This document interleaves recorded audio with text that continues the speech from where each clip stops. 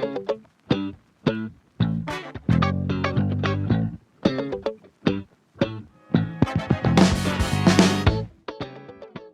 creative, and welcome back to the Empowered Creatives Podcast, finding confidence between hustle and burnout. I'm your host, Victoria Hines, creative career coach, helping creatives just like you navigate career hurdles. I'm super excited about my guest this week. It's been a long time coming. She's a very, very good friend of mine. I want to welcome Parisa Golchoubian to the show today. Parisa is an artist and an engineer. Through her web design agency, ArtisTech, she helps artists and makers sell their work online by building high-converting websites that automate their sales. Love that. She's also the owner of an online art gallery, artterra, where she helps emerging Canadian artists and artisans grow their audience and sell by showcasing their work. Welcome, Parisa, to the show. Hi, good to be here. What do artists and creatives need to know is possible today? Right up front.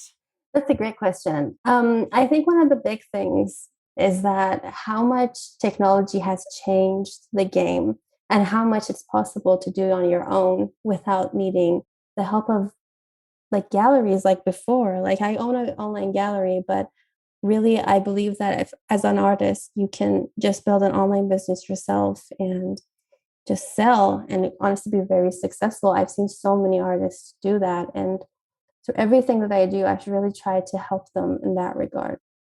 Ooh, this is a really juicy topic. So I would love to dive in a little bit more. What was sort of the wake up call for you that tech had sort of like changed the industry and that gatekeepers weren't always necessary in order to make it as an artist?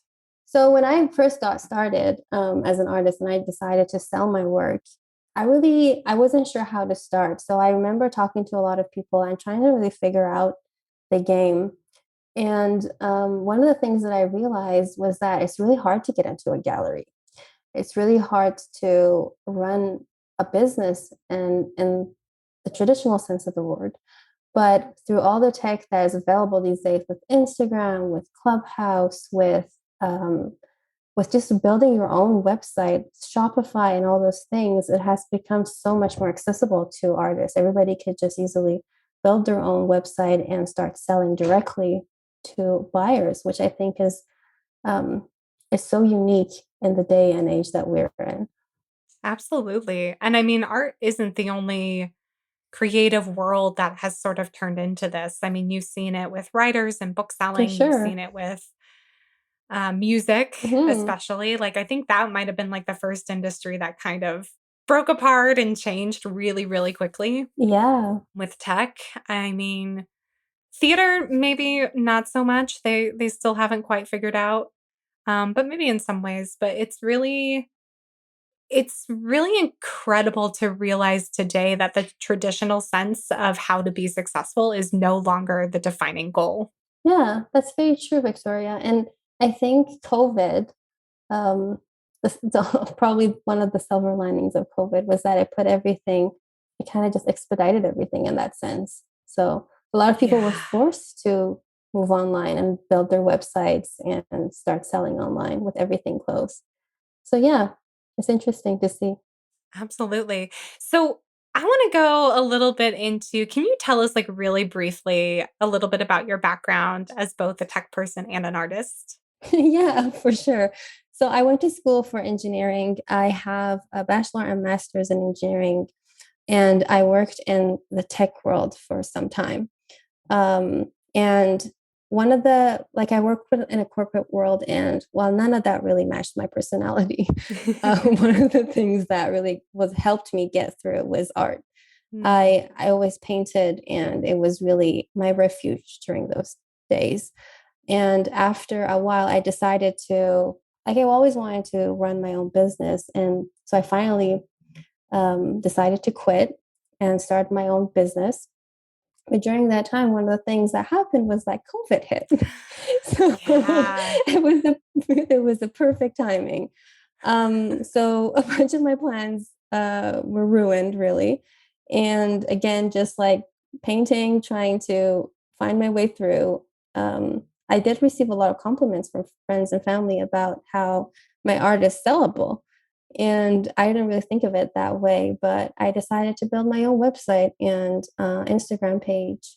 And there's a whole story there where I didn't tell anyone because I didn't think I was good enough, but that's a discussion for another day. But what ended up happening was that a bunch of artists reached out to me asking about who built my website and it looks so cool. Like, and then it's kind of like this new business emerged where I started building websites for other artists that has now converted into a whole fleet of services that I provide for artists and their tech. It's all under the artistic business brand that I have. And yeah, and after that, everything is kind of like formed organically. After that, with building websites for artists, one of the main problems that really emerged was the traffic problem. Like you can build a website, but bringing traffic to it is a whole other story. So I've been really working with some ideas on how I can help artists with that. And that's how artterra, my online art gallery, emerged. So it's just been very interesting to kind of see how things have been organically growing. Absolutely. So I know you've been very intentional in the way that you've built your business, and the choices that you've made. What have you learned in like the roughly 3-year journey of being a business owner and an entrepreneur? Oh, wow. There's so many. Maybe specifically about building a business or how to build a business. Yeah, I think the main thing that I always tell everyone is that there's no right or wrong way for building a business.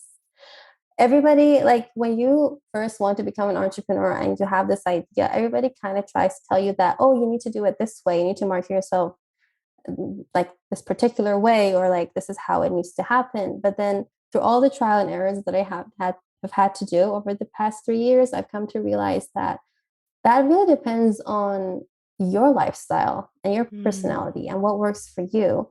And really figuring out that part, I think, is the biggest thing. Um, and it takes some trial and error and it takes some experimenting. But finally, when you get there, it's just everything falls into place. Like one of the things that I've always cared about is to stay location independent. I always wanted to um, I always wanted to just be remote so that I can work from anywhere. I'm a big traveler, so I always wanted to have my businesses support that. So that's one of the reasons that when I decided to do one of the reasons from many that I decided to do my gallery online was that I just wanted to be able to stay remote and travel while supporting the artists in the way I do. Hmm. That's incredible. What I know I'm just gonna ask this because I know you. Roughly how many like classes or workshops or trainings do you feel like you've like taken in the last 3 years? Far more than I like to count. So many, so many. And it's interesting. I think it gave me perspective. So I don't think it was all a loss, but there's definitely some that I was like, that didn't turn out the way I thought they would. But I Yeah. think just the fact that the experimentation that has gone through, and I am an experimenter in nature. So, like by nature, it's just something that I do. I need to try a bunch of things in order to find the one that works. So I think it kind of gave me a perspective. I always say that each one of these classes was kind of like a puzzle piece. Hmm. And it didn't really, the picture of what I'm trying to build and what works for me didn't become clear until I had all the puzzle pieces together and I saw the puzzle come together. Yeah, absolutely. How did you know when something was the right puzzle piece or a piece? Because I'm assuming that you took pieces and snippets from all these different learnings and all these different tradings, Mm-hmm. and sort of like meshed it all together. How did you know when something was right for you and was the thing that you should keep? That's a great question. It has been kind of difficult at times because at the beginning of your business, particularly, everybody keeps telling you that you have mindset blocks. And whenever you're not comfortable with something, they say, oh, you have a mindset block, you have a money block, like you're too shy to put yourself out there and all those things. So it's kind of like it's difficult because you're also trying to battle with all those internal blocks that you have, but also trying to find the one that works for you. So I found Mhm. that it has been very tricky to kind of navigate that path. But after a while, if something doesn't become easier, I just find that it's like it's not for me. Like nowadays, I've realized that some marketing some marketing routes are not for me.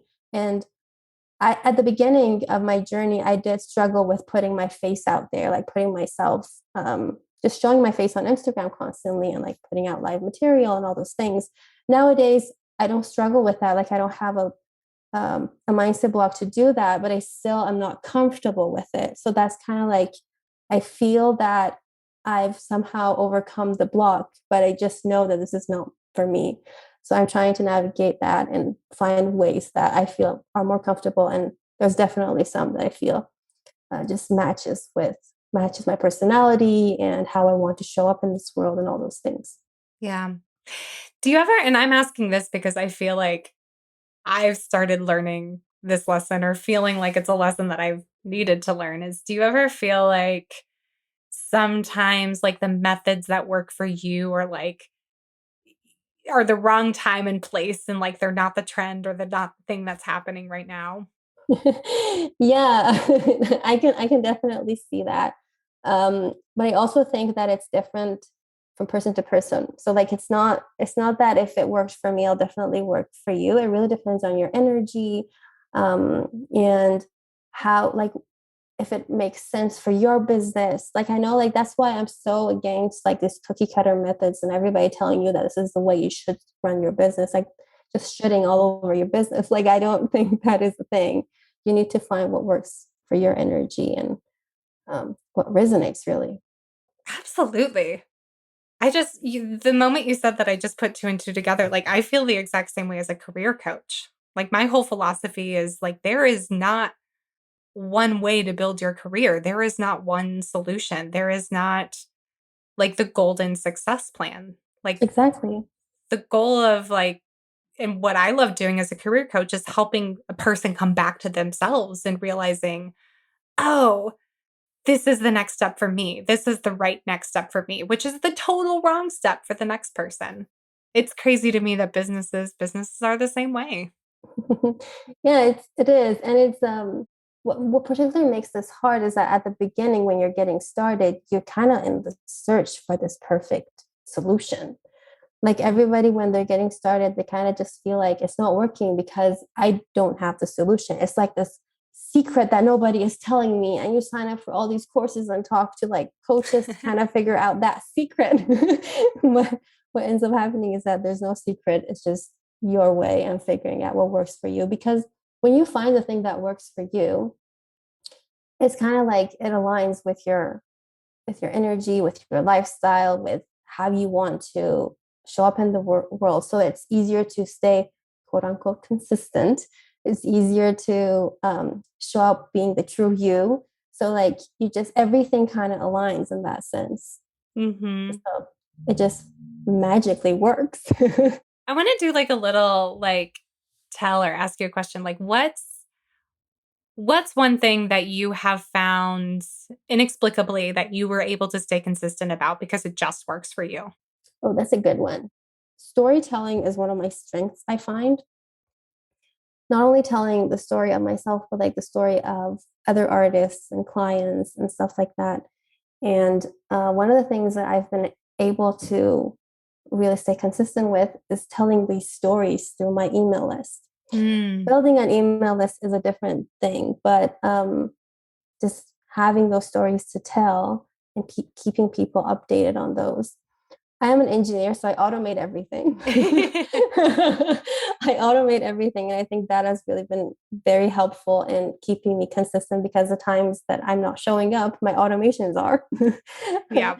I have I'm not like the term funnel isn't my favorite word to use, but in some sense, I have to admit that I am using a funnel with all the Facebook ads and then the email series that people get and all those things. So I would say, even if you're not consistent, and I find that I struggle with being consistent, generally speaking, in life, but when you have automations in place, and it's easy for people to think you are consistent. Oh, absolutely. Because there's a robot who can be consistent for you. Yeah. No, I'm a huge geek for automations. So I could not agree more. On the flip side, what's something that you tried to stay consistent about, and despite every thing that you tried to do to make it happen, it just was not right for you? Oh, Instagram all the way.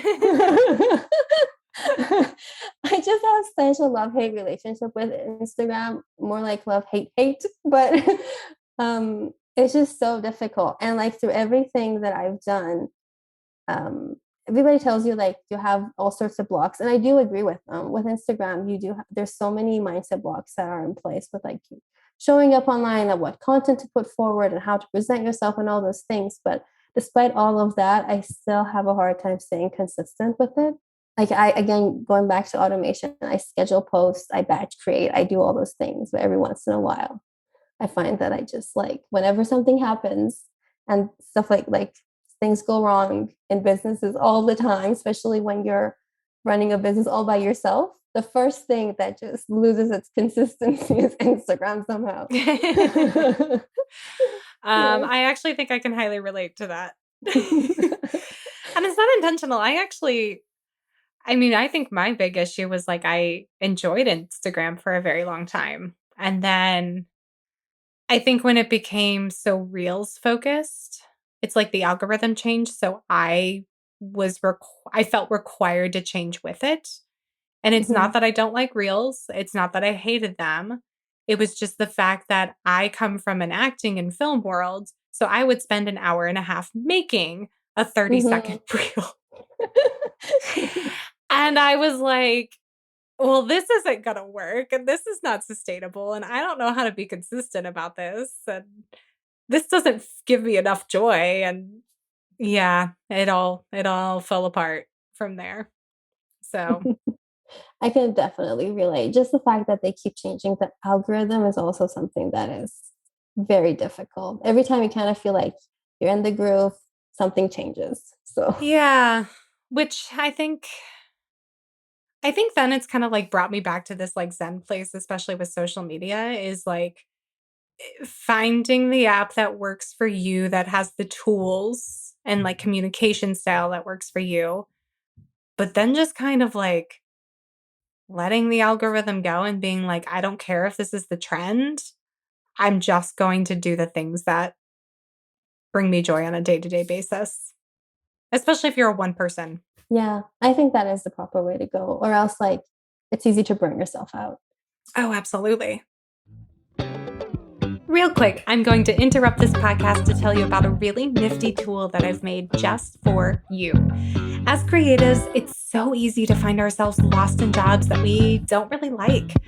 So much so that when we decide to find a day job or support job that we actually enjoy, we have no idea where to start.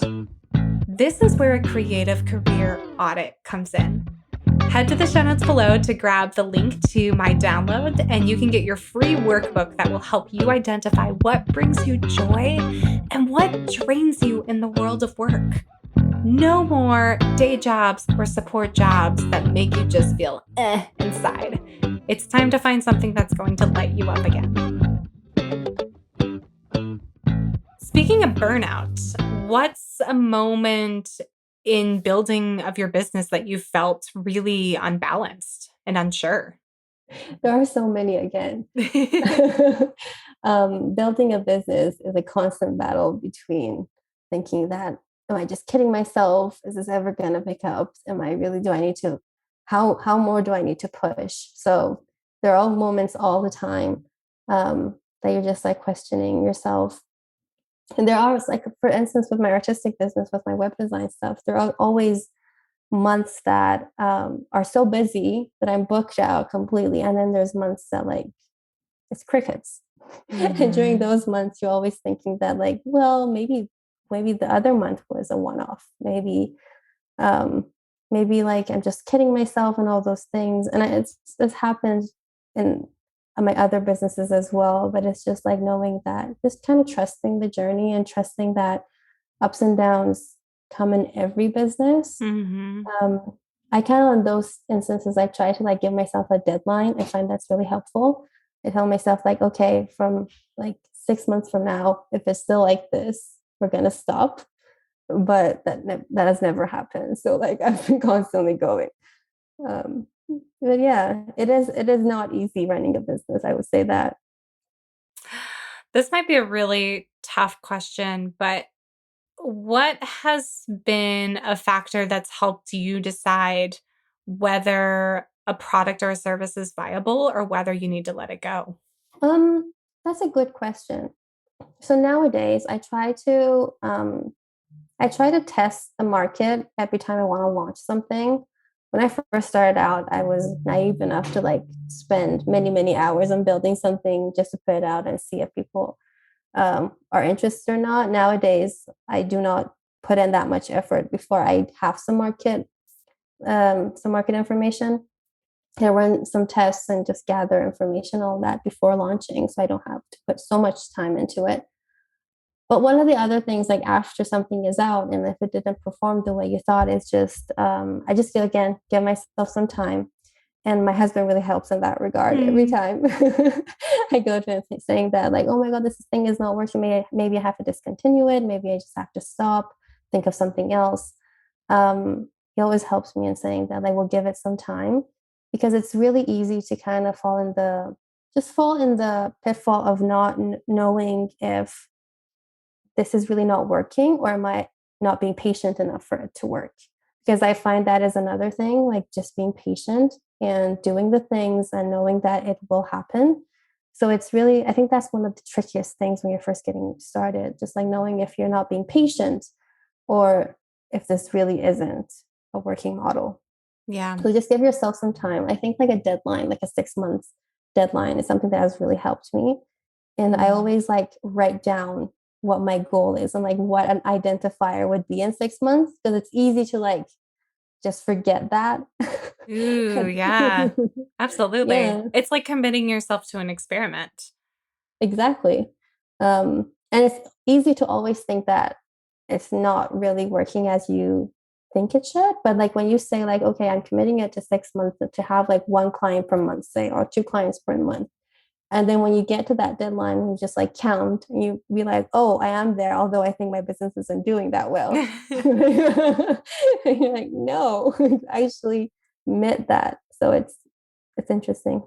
It is interesting. I mean, being a business owner and entrepreneur is always just it's a baffling journey. Yet entrepreneurs are crazy enough to continue to go forward. Well, I think it's because like the rewards are so sweet. It is. It is true. And the challenge is so like when you're able to do something you've never done before and succeed in some way, shape, or form at it, you're kind of just like you're reminded at how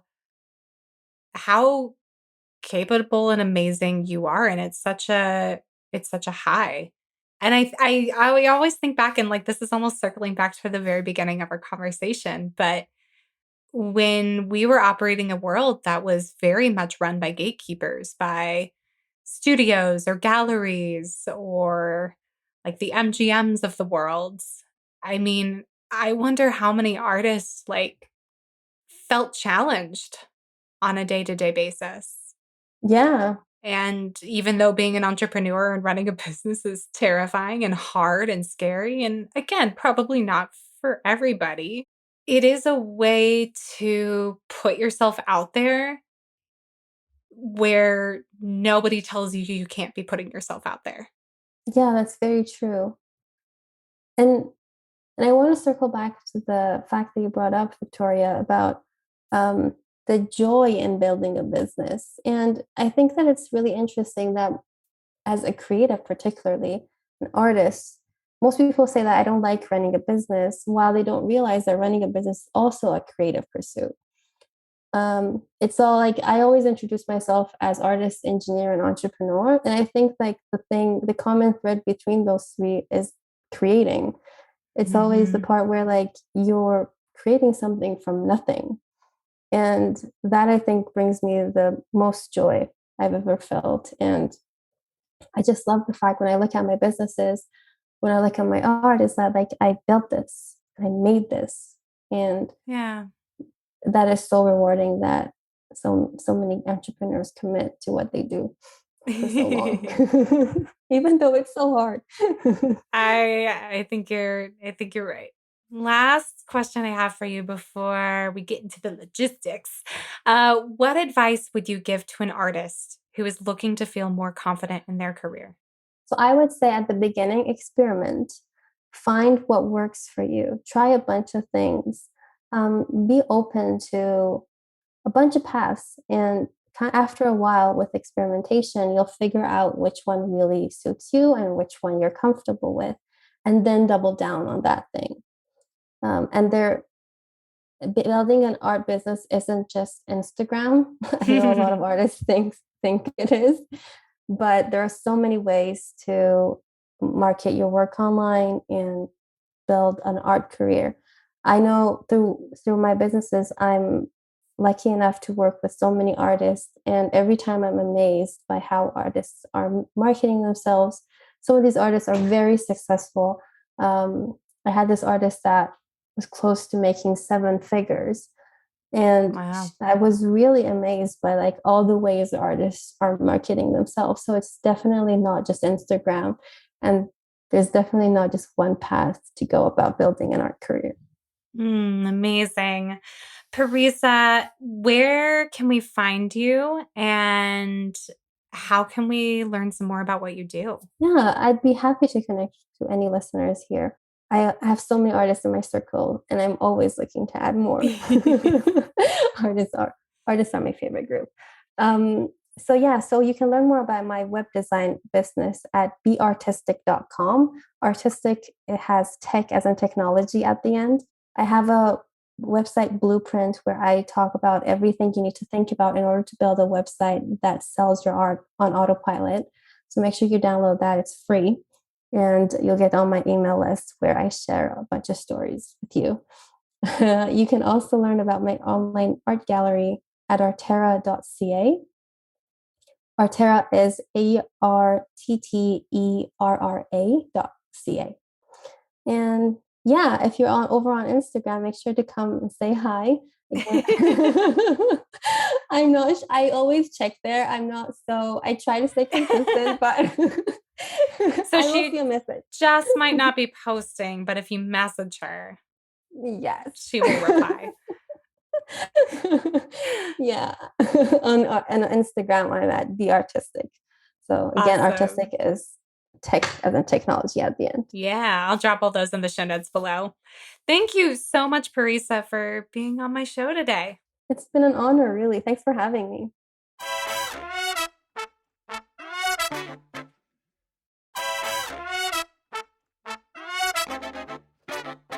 Parisa truly is one of the most accomplished and smartest young entrepreneurs that I have met in my life. And I'm so, so grateful that she is my friend. All right, here's your one thing. I want you to dream up an experiment. This could be a business idea, a creative project or exploration, or even a new career. Now I want you to give yourself a timetable to try it out for X amount of time. Third step, define what successful would look like. And last but not least, I want you to add a reminder in your phone to swing back around on that date, X time from now, to check in on your success. What are you waiting for? It's time to experiment. Last but not least, thank you so much for tuning into the show today. Don't forget to rate, review, subscribe. It's how you can show love for the podcast. Until the next time, stay creative.